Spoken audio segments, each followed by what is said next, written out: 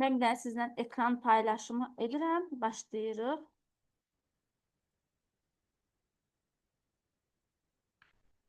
Siz bir daha mən ekranı görəndə deyin ki, rahat görə bilirsiniz deyə. Görə bilirsiniz müəllimlər? Tamam. Bax, bu günlərim sizlərlə başlayırıq biz. Sıfırdan başlayırıq. Birinci bölmədən başlayıb iki bölməni təkrar eləyəcək. Və əsas hissələri vurğulayacağım sizə ki, hansı hissələr ki, imtahanda o yerdən suallar düşür deyə. Həmin dərslərdən düşür deyə. Burada İKT-dən danışırıq, İKT-nin inkişafından, İKT-nin üstünlükləri nədir, bunları bilirik və faydaları nədir?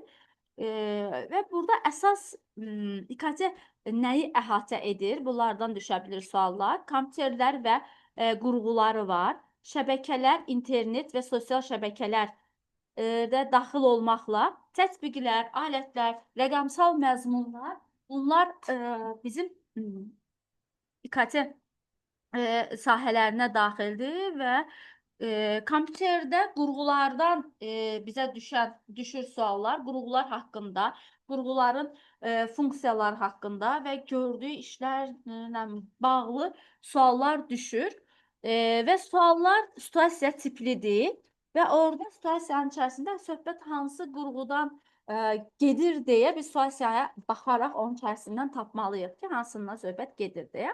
Qurğulardan hansı qurğular var? Kompüterlərə qoşulan.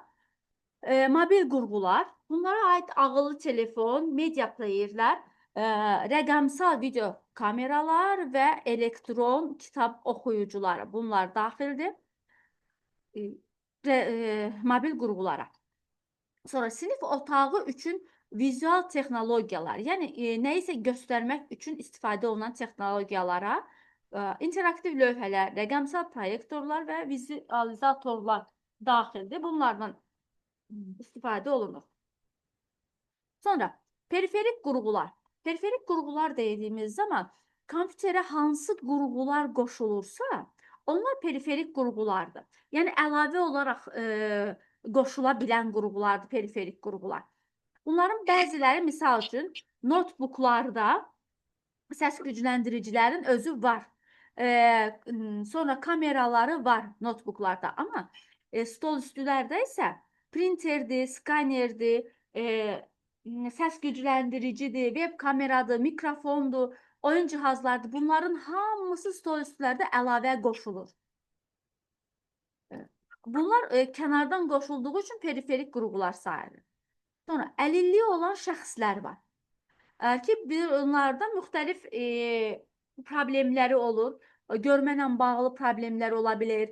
Klaviaturaları işlətməklə bağlı problemlər ola bilir. Yazı problemləri ola bilir. Bunlarda klaviaturalar ona uyğunlaşdırılır həmin şəxslərə. Xüsusi klaviaturalar olur. Və bundan sual var idi. Əlilliyi olan şəxslər üçün köməkçi texnologiyalar hansılardır? Xüsusi joysticklər, trackballlar və uyğunlaşdırılmış klaviaturalar. Bir situasiya sualı var idi, əlilliklə bağlı olaraq. Orada uyğunlaşdırılmış klaviaturalar idi doğru cavab. Amma suallara yenə diqqətlə baxmaq lazımdır. Çünki bir başqa adamda trackballda ola bilər, digər xüsusi joystickdə ola bilər cavabların içərisində. Verilənləri qeyd edən qurğular, yəni danışanları, yazılanları, zapis olunanlar hamısı məlumat yazıcı cihazlardır ki, verilən hər bir şeyi burada qeydiyyatını apara bilirik biz. Belə bir işarə edeyim sizə. Sonra şəbəkəyə aiddir. Şəbəkə nədir və şəbəkədə nə üçün istifadə olunur və təhsil kontekstində bir çox sosial şəbəkələr var. Bunların öyrənmə şəbəkələri adlandırılır. Yəni, müxtəlif cür şəbəkələr var. Onların içərisindən YouTube öyrədicidir. Yəni, hər iki məqsədlə istifadə olunur, hər şey tapmaq mümkündür, amma daha çox öyrədici məqsədlə istifadə eləmək mümkündür. Facebookdandır, Google'un özündəndir, Twitter'ın özündəndir, istifadə etmək mümkündür öyrədici məqsədlərlə. Yəni, biz digər məqsədlərlə də istifadə edən şəxsləri görə bilərik orada, amma bunların içərisində nəyi axtarsaq onu tapacağıq. Yəni, var, istədiyimiz hər bir şey tapmaq mümkündür.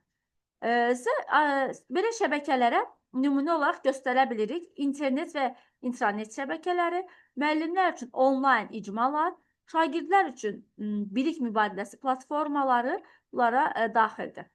Sonra tətbiqlərdən baxın, bunlar düşür.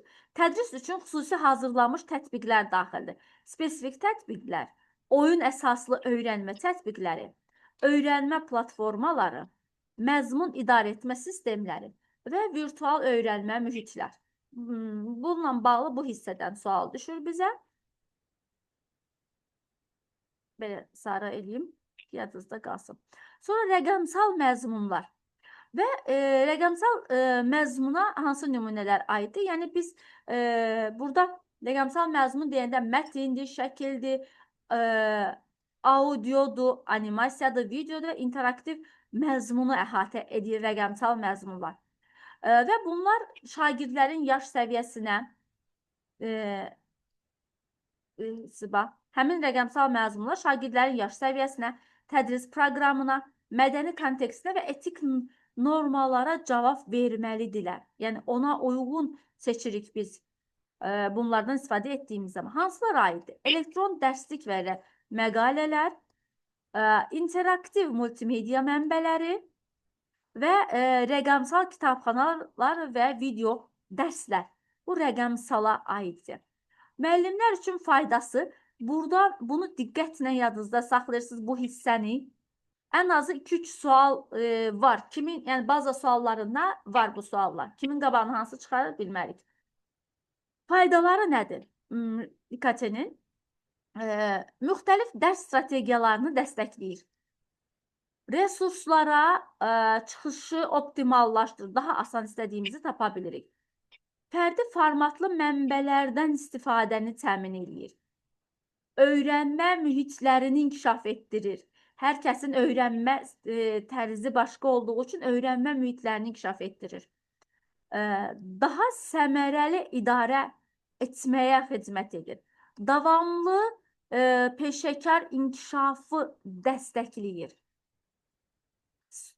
Sonra müxtəlif tədris strategiyalarını dəstəkləyir. Müxtəlif tədris strategiyaları deyəndə şagird yönümlü və fərdiləşdirilmiş öyrənmə.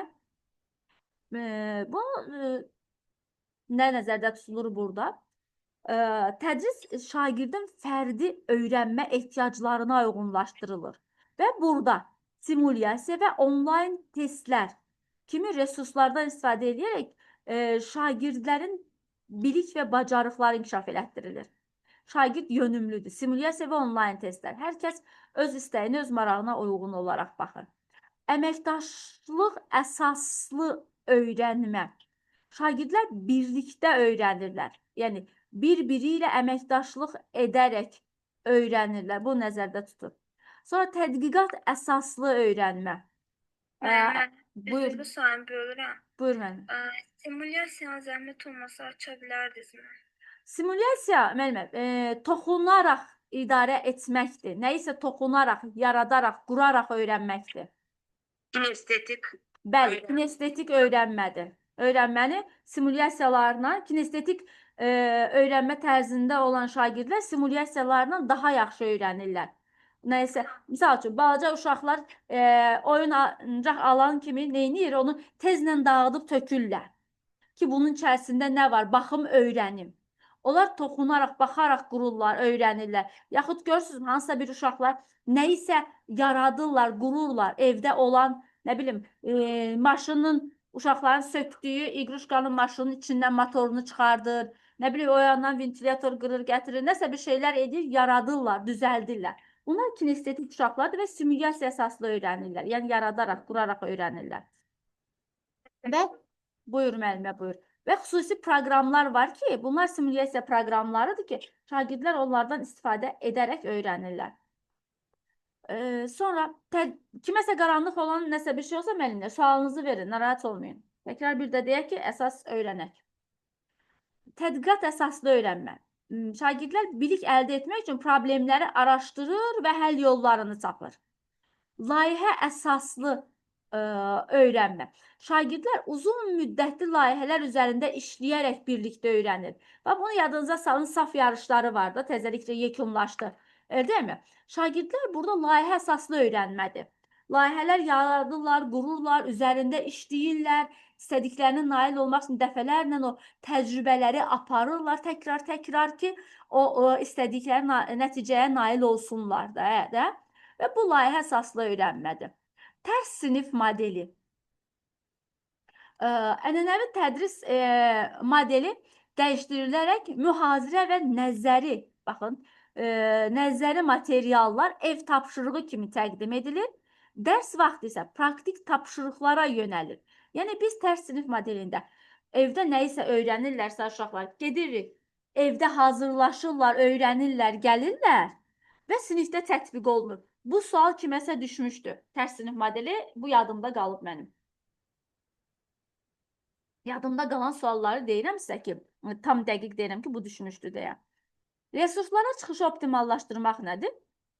İnformasiya və kommunikasiya texnologiyalarından istifadə resursların əldə olunması və paylaşılması imkanları geniş şəkildə yaranır. Yəni, biz istədiyimiz yerdən internetimiz varsa, rahat bir şəkildə istədiyimizə axtarıb tapa bilirik, nail ola bilirik. Fərdi formatlı mənbələrdən istifadəni təmin edir. Yəni, tədris prosesini daha maraqlı, interaktiv və şagird yönümlü eləyir və hər kəsin deyirik ki, öyrənmə tərzi fərqli olduğu üçün öyrənmə tərzlərinə şagirdlərin, yəni, baxın, müxtəlif formatlı məzmunlar tədris prosesini daha çox dinamik və gətirir və şagirdləri fərqli öyrənmə tərzlərinə uyğunlaşdıra bilir. Davamlı inkişafı dəstəkləyir. Baxın, suallardan var idi. Bugünkü sınağın içində də var idi işlədiyiniz sual. Onlar kütləvi açıq onlayn kurslar, MOOC. Və bunu yadınızda saxlayın. MOOC sözü harada görürsünüzsə, açıq onlayn kurslardır. Ki, həmin kurslarda hər kəs istifadə edə bilər və hər kəs İKT vasitəsilə bilik və bacarıqlarını sistemli şəkildə təkmilləşdirə bilərlər. Açıq kurslardır. Kim istəsə, yəni internet şəbəkəsi vasitəsilə istənilən yerdən həmin kurslara qoşula bilir, webinarlara qoşula bilir, texnoloji sahədə yenilikləri mənimsəyə